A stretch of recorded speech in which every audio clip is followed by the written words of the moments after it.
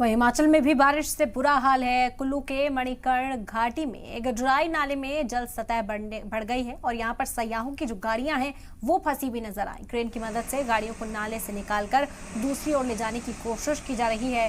तस्वीरें आप देख सकते हैं, कुल्लू की तस्वीरें हैं। सयाह यहाँ पर बड़ी तादाद में पहुंचते हैं। गर्मी से राहत के लिए हिमाचल प्रदेश का रुख किया जाता है और ऐसे में यहाँ तेज बारिश के सबब लैंडस्लाइड हुआ, सैलाब हुआ और उसकी वजह से गाड़ियाँ यहाँ पर फंसी हुई नजर आई।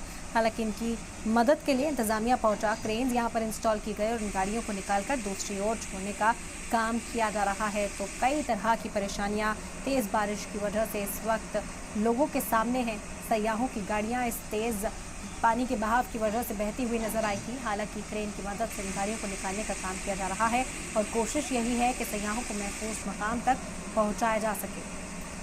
हिमाचल में बारिश से इस वक्त बुरा हाल है और तस्वीरें देख सकते हैं। आबी सतह बढ़ने की वजह से गिजराई नाले में सयाहों की ये गाड़ियाँ फंस गई थी।